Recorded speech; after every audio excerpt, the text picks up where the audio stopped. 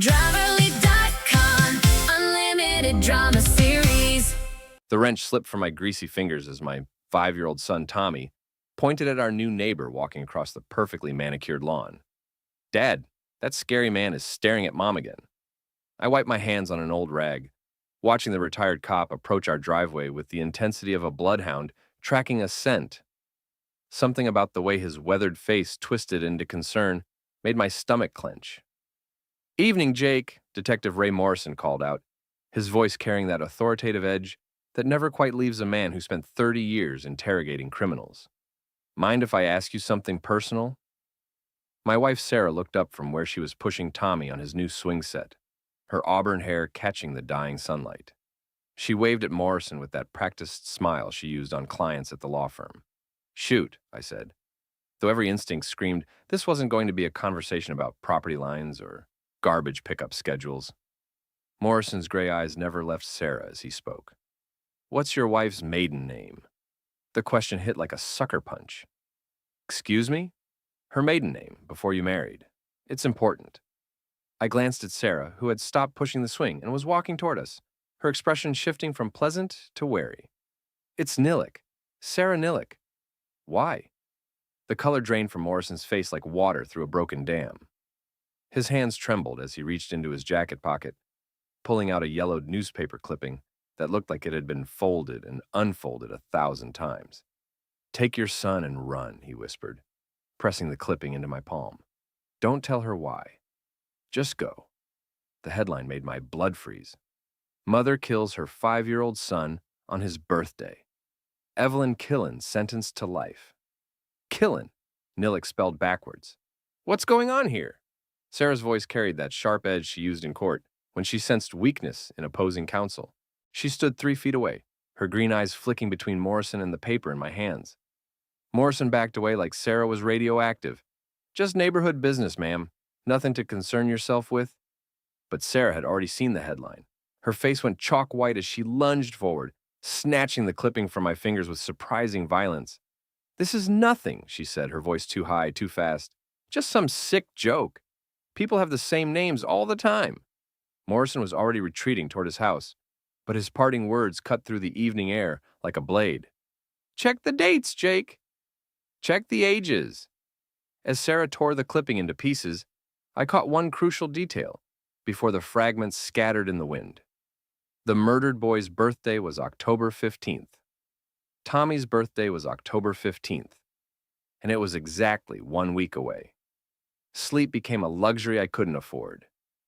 Every creak of our 2-story colonial sent adrenaline shooting through my veins. I'd lie in bed listening to Sarah's breathing, wondering if the woman beside me was capable of the unthinkable. 3 days after Morrison's warning, I made my decision. While Sarah attended her morning yoga class, I drove to the public library and spent 2 hours digging through newspaper archives. The story was worse than I'd imagined. Evelyn Killen had been Sarah's aunt, her father's sister. The family had scattered after the trial, changing names, moving across the country. Sarah's father had legally changed the family name from Killen to Nilek when Sarah was 12. But the pattern was there, buried in old court documents I found through legal databases. 3 generations of Killen women, 3 dead children, all boys, all killed on their 5th birthdays. My hands shook as I printed the evidence, stuffing the papers into a manila envelope that felt like it weighed 1,000 pounds. That evening, I called Morrison from my office at TechFlow Solutions, where I managed software development projects for a company that specialized in security systems. The irony wasn't lost on me. "I need to talk," I said when he answered. "My place, 20 minutes. Come through the back gate." Morrison's house was a fortress of paranoia. Security cameras, motion sensors, and deadbolts that would make a prison warden jealous. He led me to his basement, which looked like a detective's war room. Corkboards covered every wall, filled with photos, newspaper clippings, and red string connecting various pieces of evidence. "I've been tracking your wife's family for 15 years, Morrison said without preamble. "Ever since I worked the Killen case as a rookie detective. It destroyed my partner. He became obsessed, couldn't let it go. Died of a heart attack at 45, still trying to prove there were more victims." He pointed to a section of the wall dedicated to the Killen family tree. Sarah's great-grandmother, grandmother, and aunt all killed their sons on their 5th birthdays. All claimed it was an accident or self-defense. The pattern was there, but we could never prove conspiracy. You think Sarah's going to kill Tommy? I think she's been planning it since the day he was born. Morrison pulled out a thick file folder. I've been watching her, Jake. Taking photos, recording conversations when she's in the backyard. She talks to herself sometimes, practices what she's going to say to the police. He showed me a series of photographs taken with a telephoto lens. Sarah in our backyard, pacing back and forth, her lips moving in animated conversation with someone who wasn't there. She's rehearsing her story, Morrison continued. The grieving mother whose husband became abusive, who was just defending herself and her child when the tragedy occurred. The room spun around me. You're saying she's going to frame me? I'm saying she's going to kill you both, but make it look like you killed Tommy and she killed you in self-defense. It's the perfect evolution of the family pattern. I stared at the evidence wall, my mind racing through every interaction I'd had with Sarah over the past 5 years. The way she'd insisted we move to this quiet suburb right after Tommy's 4th birthday. How she'd been working late more often, supposedly preparing for a big case that she never discussed in detail. There's something else, Morrison said, his voice heavy with reluctance. Your wife has been meeting with someone, a man. I've got photos. The pictures hit me like physical blows. Sarah entering a cheap motel on Route 9. Sarah kissing a man I recognized as Daniel Hayes, her law partner and supposed friend. Sarah and Daniel in intimate conversation at a coffee shop, their body language screaming affair. How long? I asked. 3 months, started right after you moved here. I studied the photos, noting the timestamps. Every Tuesday and Thursday evening, when Sarah claimed she was working late on the Brennan case. Every Saturday afternoon, when she said she was having lunch with her friend Maddie. There's more, Morrison said. I ran the plates on his car. Daniel Hayes has a record. Domestic violence against his ex-wife. Charges were dropped, but the pattern's there. The pieces clicked together with horrible clarity. Sarah wasn't just planning to kill Tommy and frame me. She was planning to start a new life with Daniel, free from the burden of motherhood and marriage. But first, she had to fulfill whatever twisted obligation her family legacy demanded. I left Morrison's house with copies of everything. Photos, documents, audio recordings of Sarah's backyard soliloquies. The evidence was circumstantial, but it painted a picture that terrified me. Back home, I found Sarah helping Tommy with his homework at the kitchen table. She looked up at me with that same loving smile she'd worn on our wedding day. How was work, honey? She asked. Fine, I lied, kissing her forehead while my skin crawled. Just the usual project management headaches.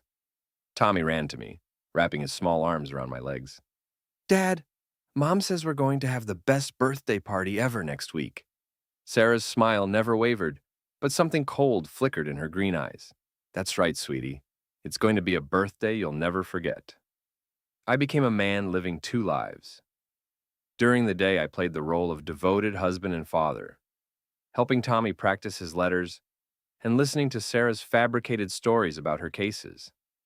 But at night, I transformed into something I'd never been before, a predator hunting the woman who planned to destroy my family. Morrison taught me surveillance techniques he'd learned during 30 years of police work. We installed hidden cameras in my house, using my knowledge of security systems to create an invisible network that would capture Sarah's every move. The breakthrough came on a Thursday evening. Sarah claimed she was working late, but our cameras showed her leaving the house at 6:47 p.m., dressed in the black dress she'd worn on our anniversary. I followed her to the Sunset Motel, a rundown establishment that rented rooms by the hour. Through the telephoto lens Morrison had loaned me, I watched Sarah enter room 237. Daniel's BMW was already parked outside. The rage that consumed me was unlike anything I'd ever experienced. This woman was planning to murder our son, and she was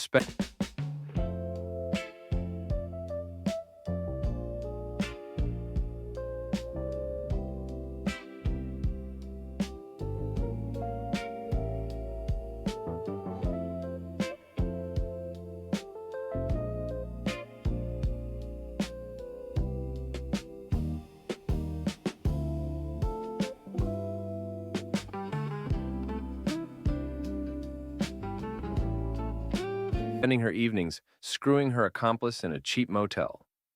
I needed revenge, but I also needed evidence. While Sarah and Daniel were occupied, I approached Daniel's car with tools I'd borrowed from Morrison's collection. The knife slid through his tires like butter, releasing air with satisfying hisses. Then I used a glass cutter to create a small hole in his windshield, just large enough for the note I'd prepared. Enjoying yourself? Your wife might be interested in your extracurricular activities. A friend. I'd researched Daniel Hayes thoroughly. He was married to Patricia Hayes, a prominent surgeon who had no idea her husband was cheating. More importantly, Patricia controlled the family finances and had a reputation for ruthless efficiency in both the operating room and divorce court.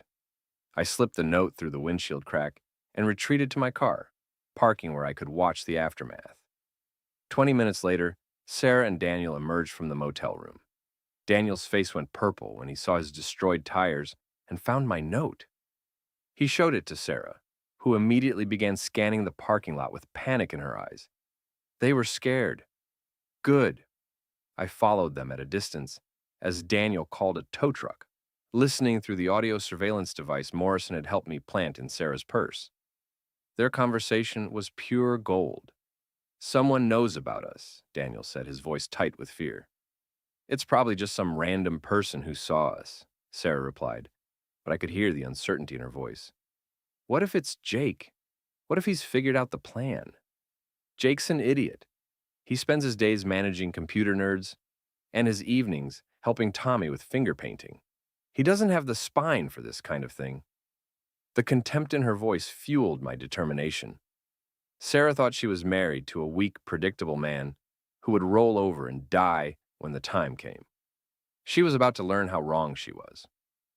Over the next 3 days, I escalated my campaign of psychological warfare. I had Daniel's BMW towed from the law firm parking lot, claiming it was blocking my wife's assigned space. I sent anonymous emails to Patricia Hayes, detailing her husband's suspicious behavior and suggesting she hire a private investigator. But my masterpiece was the block party. Our neighborhood held monthly social gatherings, and I volunteered to organize the next one. Using my project management skills, I created an event that would bring together everyone Sarah and Daniel had lied to over the past 3 months. I invited Patricia Hayes, telling her it would be a great opportunity to meet the neighbors. I invited Sarah's friend Maddie, who had been providing alibis for the affair. I even invited several partners from Sarah's law firm, including the managing partner who had strict policies about workplace relationships. The party was scheduled for Saturday afternoon, 2 days before Tommy's birthday. Sarah tried to back out at the last minute, claiming she felt sick, but I insisted. "Come on, honey," I said with false cheerfulness. "It's important that we be good neighbors. Besides, Tommy's been looking forward to showing off his new bike tricks." The trap was set. Now, I just had to spring it. Saturday arrived with perfect October weather, crisp air, and brilliant sunshine that made our suburban street look like a postcard. I'd spent the morning setting up tables and grilling equipment, playing the role of the enthusiastic host. Sarah emerged from the house wearing a forced smile and a sundress that made her look like the perfect suburban mother. She had no idea that half the people at this party were about to learn the truth about her double life. Daniel arrived fashionably late, bringing expensive wine and his practiced charm. He kissed Sarah's cheek in what appeared to be a friendly greeting, but I caught the way his hand lingered on her waist. Patricia Hayes arrived 30 minutes later, elegant and sharp-eyed. I made sure to introduce her to Sarah, watching my wife's face go pale when she realized who Patricia was. "Your husband speaks about you all the time," Patricia said to Sarah, her surgeon's instincts picking up on the tension immediately. "Though he's been working such long hours lately, I barely see him." "Oh, we've all been busy with the Morrison case," Sarah replied, using the fake case name she'd invented to cover her affair. "Morrison case?" Patricia's eyebrows rose. "That's interesting. Daniel told me he was working on the Patterson acquisition." The conversation continued, with Sarah digging herself deeper into lies, while Patricia's suspicion grew more obvious. I circulated through the party, making sure key people overheard key conversations. By the time the sun began to set, the damage was complete. Patricia Hayes had connected enough dots to realize her husband was having an affair. The managing partner from Sarah's firm had overheard Daniel making plans to meet Sarah at the motel. Maddie had been exposed as an accomplice when she tried to provide contradictory alibis. But the real victory came when Patricia cornered Daniel near the dessert table. "I know about the motel," she said in a voice that could have frozen blood. "I know about Sarah, and I know about the joint bank account you opened without telling me." Daniel's face went white. "Patricia, I can explain." "No need. My lawyer will be in touch Monday morning. I hope she was worth losing half of everything you own." Patricia left the party without another word, but not before stopping to shake my hand. "Thank you for hosting such an enlightening evening," she said, her smile sharp as a scalpel. "It's always good to learn the truth about the people in your life." As the party wound down, I watched Sarah and Daniel huddle together near the back fence, their whispered conversation growing more heated by the minute. Through the audio device in Sarah's purse, I heard Daniel's panic. "She's going to take everything. The house, the practice, my reputation. This is all your fault." "My fault?" Sarah's voice was venomous. "You're the one who got careless." I was drunk. I didn't know what I was doing. Drunk? I have everything on video. Watch more on Grammarly.com. "You're the one who couldn't keep your mouth shut about our plans. Maybe we should call it off. Find another way." "There is no other way. It has to happen on his birthday. It has to look exactly like the others, or the insurance won't pay out." Insurance. Another piece of the puzzle clicked into place. Sarah had increased my life insurance policy 6 months ago, claiming it was just good financial planning. She'd also taken out a substantial policy on Tommy, something that had seemed excessive at the time. This wasn't just about fulfilling some twisted family tradition. This was about money. As the last guest departed, I began cleaning up with the satisfaction of a job well done. Sarah's affair was exposed. Her reputation at the law firm was in tatters, and Daniel was facing a divorce that would destroy him financially. But I wasn't done. The real confrontation was still to come. Tommy's birthday was in 48 hours, and I had one more card to play. Sunday morning arrived gray and cold, matching my mood as I prepared for the final phase of my plan. Sarah moved through the house like a ghost, her perfect facade finally cracking under the weight of her exposed secrets. "We need to talk," she said as I poured my coffee, her voice carrying none of its usual warmth. "About what?" I asked, though we both knew the pretense was over. "About last night. About Patricia Hayes and what she thinks she knows." I sat down across from her at the kitchen table where we'd shared 1,000 breakfasts, where Tommy had taken his first bite of solid food, where Sarah had planned my murder. "What I think is interesting," I said carefully, "is how quickly your story fell apart when someone actually paid attention to the details." Sarah's green eyes flashed with something dangerous. "What's that supposed to mean?" "It means I know about Daniel. I know about the motel. I know about the fake cases and the made-up work meetings." I paused, watching her face. "And I know about the insurance policies." For a moment, Sarah looked like she might try to maintain her innocence. Then something shifted in her expression, and the mask finally fell away completely. "How long have you known?" she asked, her voice flat and cold. "Long enough to prepare?" She laughed, but there was no humor in it. "Prepare for what, Jake? You're a project manager who plays video games in his spare time. What could you possibly do to me?" "More than you think." Before Sarah could respond, Tommy came bounding down the stairs, his 5-year-old energy filling the kitchen with innocent joy. "Is today my birthday?" he asked, climbing into my lap. "Tomorrow, buddy," I said, hugging him close. "Tomorrow's your big day." Sarah watched us with an expression I couldn't read. For a moment, I wondered if some part of her genuinely loved our son, if the maternal instinct might override whatever darkness drove her family's legacy. Then she smiled, and I saw nothing but calculation in her eyes. "That's right, sweetie," she said to Tommy. "Tomorrow's going to be very special." After Sarah left for what she claimed was an emergency meeting at the law firm, I called Morrison. "It's happening tonight," I told him. "She's going to make her move tonight, before the birthday party tomorrow." "How do you know?" "Because Daniel's desperate. His wife filed for divorce this morning and froze all their assets. Sarah's reputation at the firm is destroyed. They're out of time and options. Morrison was quiet for a moment. What do you need? Everything we discussed. And Jake? If something goes wrong, if I don't make it out of this, make sure Tommy gets to my brother in Denver. Don't let him go into the system. Nothing's going wrong. We've got this. I spent the afternoon making final preparations. I transferred money from our joint accounts into a trust fund for Tommy that Sarah couldn't touch. I left detailed instructions with my lawyer about what to do if I disappeared. Most importantly, I activated the recording system Morrison and I had installed throughout the house. Whatever happened tonight would be captured on video. Sarah returned home at 6 p.m., her demeanor strangely calm.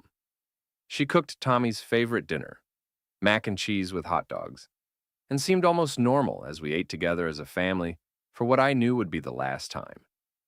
I thought we could have a quiet evening, she said as she cleared the dishes. Maybe watch a movie together after Tommy goes to bed. That sounds nice, I lied. After we tucked Tommy in, Sarah poured 2 glasses of wine and suggested we sit on the back deck. The October air was crisp, and the woods behind our house were dark and inviting. Perfect for disposing of a body. I want to apologize, Sarah said as we settled into our deck chairs. About Daniel, about everything. I've been confused lately, making terrible decisions. We all make mistakes, I replied, though I noticed she'd positioned herself between me and the door back into the house. The thing is, Jake, some mistakes can't be undone. Some mistakes require drastic solutions. I saw the knife before she fully drew it from beneath her chair cushion. Morrison had been right. She was going to kill me first, then make it look like I'd murdered Tommy before she killed me in self-defense. Sarah, don't do this, I said, raising my hands in apparent surrender. I'm sorry, Jake. I really am. But Tommy's birthday has to happen exactly like it's supposed to. It's tradition. She lunged forward with surprising speed, but I was ready. The months of surveillance had taught me her patterns, her habits, her tells. I rolled sideways out of my chair, letting her momentum carry her past me. The knife clattered across the deck as Sarah stumbled and fell. Before she could recover, I was on my feet and moving toward the door. Tommy, I shouted, wake up! We need to go! Sarah screamed behind me, a sound of pure rage and frustration. She'd recovered the knife and was chasing me into the house, but I had a head start and desperation on my side. I reached Tommy's room just as my son sat up in bed, confused and frightened by the commotion. Dad, what's happening? We're playing a game, buddy, I said, scooping him up in my arms. We need to get to Mr. Morrison's house as fast as we can. Sarah appeared in the doorway, the knife gleaming in her hand and madness burning in her eyes. Put him down, Jake. Don't make this harder than it has to be. The cameras are recording everything, I told her. Morrison's watching. The police are already on their way. For the first time, uncertainty flickered across her face. You're lying. Am I? Look around, Sarah. Really look. Did you think I wouldn't notice the pattern? Did you think I wouldn't figure out what you were planning? I backed toward Tommy's window, which I'd left open as an escape route. Morrison's house was directly across our backyard, and I could see lights on in his kitchen. The Killen family tradition ends tonight, I continued. No more dead children, no more murdered husbands. It's over. Sarah's composure finally shattered completely. She screamed and charged forward, the knife raised above her head. I threw myself backward through Tommy's window, clutching my son against my chest as we tumbled into the bushes below. The impact knocked the wind out of me, but Tommy was unharmed. Run to Mr. Morrison's, I gasped, pushing Tommy toward the neighbor's house. Don't look back. Behind us, Sarah was climbing through the window, still clutching the knife. But Morrison's back door was already opening, and I could hear sirens in the distance. The police station's fluorescent lights made everything look harsh and unforgiving as Detective Lisa Park reviewed the evidence Morrison and I had compiled over the past week. Sarah sat in an interrogation room down the hall, her lawyer beside her, still trying to maintain her innocence. This is extensive, Detective Park said, flipping through photographs, audio transcripts, and video footage. How long have you been planning this operation? Since the moment Morrison showed me that newspaper clipping, I replied. I knew I had to protect my son.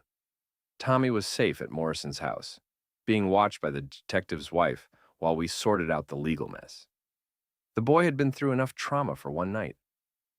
The video from your house is damning, Park continued.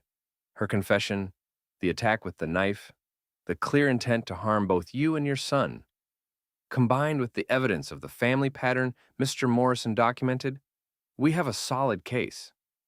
What about Daniel Hayes? He's cooperating fully. Apparently, your wife convinced him that you were abusive and that she needed to protect herself and Tommy. He claims he had no knowledge of her plans to commit murder. I wasn't sure I believed that, but Daniel's life was already destroyed.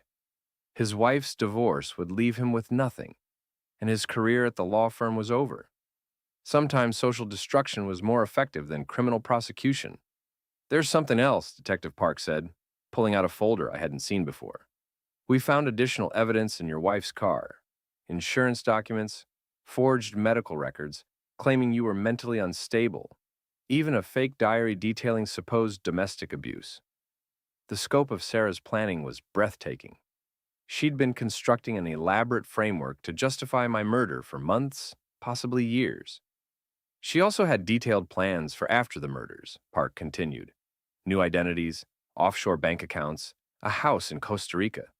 This wasn't just about family tradition, this was about starting over with Daniel Hayes. 3 hours later, I walked out of the police station a free man. Sarah would be charged with attempted murder, conspiracy, insurance fraud, and a dozen other crimes. The evidence was overwhelming, and her lawyer was already talking about plea bargains. Morrison was waiting for me in the parking lot, Tommy asleep in the back seat of his car. "How do you feel?" he asked as I climbed into the passenger seat. "Empty," I admitted. 5 years of marriage, and I never really knew who she was. The important thing is Tommy's safe. That's what matters now. I looked back at my sleeping son, this innocent child who would grow up knowing his mother had tried to kill him. The psychological damage would take years to heal, if it ever did. But he would grow up. The Killen family tradition was broken. "What happens now?" I asked. Morrison started the car and pulled out of the parking lot. "Now you rebuild. You focus on being the father Tommy needs. You learn to trust again, eventually. What about you? Are you finally going to be able to let this case go?" The old detective was quiet for a long moment. "My partner died thinking he was crazy, that he was seeing patterns where none existed. Now, I know he was right all along. Yeah, I think I can let it go now." We drove through the quiet suburban streets toward Morrison's house, where Tommy and I would stay until I could figure out our next steps. The house Sarah and I had bought together was a crime scene now, contaminated by her plans and my countermeasures. I would sell it as soon as the police released it. Tommy and I would start over somewhere new, somewhere without the shadow of the Killen family legacy. As we pulled into Morrison's driveway, my phone buzzed with a text message. For a moment, I thought it might be Sarah, somehow communicating from her jail cell. Instead, it was from Daniel Hayes. "I'm sorry, I never knew what she was really planning. I hope you and Tommy can forgive me someday." I deleted the message without responding. Daniel Hayes was part of the past now, part of the nightmare that was finally over. Morrison carried Tommy into the house, while I stood in the driveway, looking up at the stars that were barely visible through the suburban light pollution. Tomorrow, I would have to explain to my son why Mommy wasn't coming home. I would have to find words to describe betrayal and murder in terms a 5-year-old could understand without being traumatized further. But tonight, Tommy was safe in his bed, sleeping peacefully while his mother sat in a jail cell where she belonged. The Killen family tradition had claimed its last victim. 3 generations of murdered children, of destroyed families, of evil masquerading as maternal love. It was over.